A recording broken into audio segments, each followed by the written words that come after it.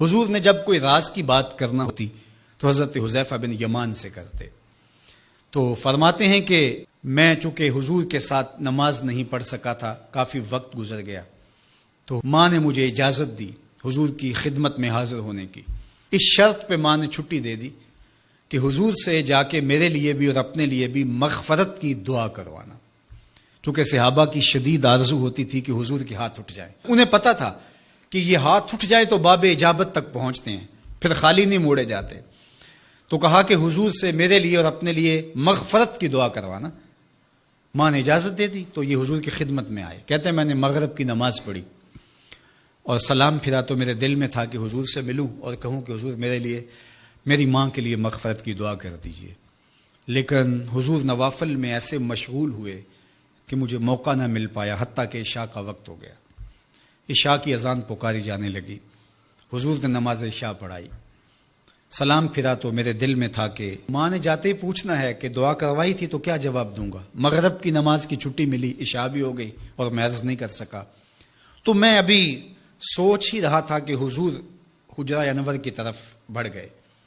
اب جنہوں نے مسجد نبوی کی حاضری کا شرف پایا ہے وہ جانتے ہیں کہ مصلی نبوی سے حجرہ رسول کا فاصلہ ہی کتنا ہے. اور جنہوں نے یہ شرف نہیں پایا، میری دعا ہے کہ وہ اڑ کے مدینے چلے جائیں. سچی بات ہے، جس نے وہ شہر نہیں دیکھا اس نے کچھ بھی نہیں دیکھا. جنوں ویک کے اکھیاں ٹھر دیاں نے، جنوں ویک کے ٹھر دا سینہ ہے، ربا تیری ساری خدائی وچوں بس ایک کو شہر مدینہ ہے. آج اس وقت پوری دنیا کے اوپر جو وبا پھیلی ہے اس کی وجہ سے جہاں اور بہت ساری چیزیں ہمارے لیے اذیت اور دکھ کا ذریعہ ہیں، وہاں ایک بہت بڑا دکھ ہے کہ مسجد نبوی کے دروازے بھی بند ہیں.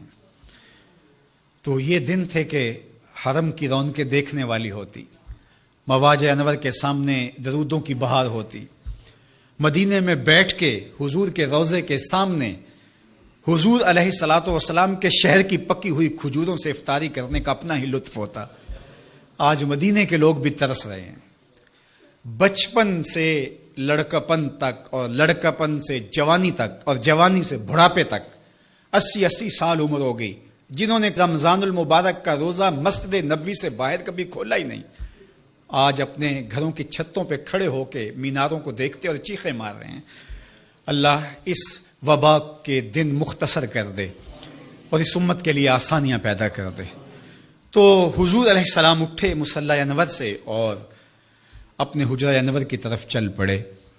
تو حضرت حذیفہ بن یمان کہتے ہیں کہ میں بھی حضور کے پیچھے چل پڑا. غیر ارادی طور پہ کچھ رفتار تیز ہو گئی تو قدموں سے آہٹ پیدا ہوئی.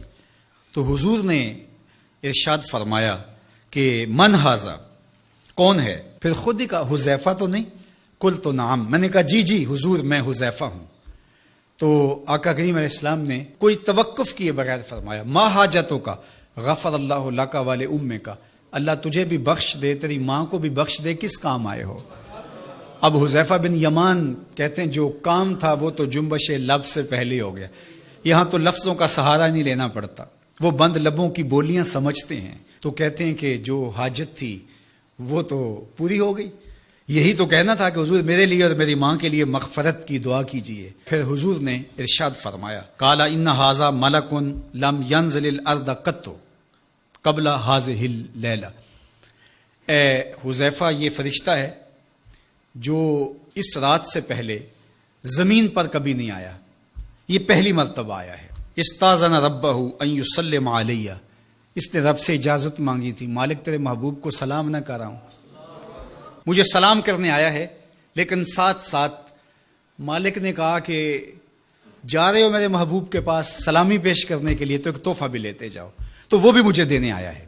تو وہ تحفہ کیا ہے سنو، بے انا فاطمہ تا سیدۃ نساء اہل الجنہ، مجھے خوشخبری دینے آیا ہے کہ آپ کی بیٹی فاطمہ جنتی عورتوں کی سردار ہے.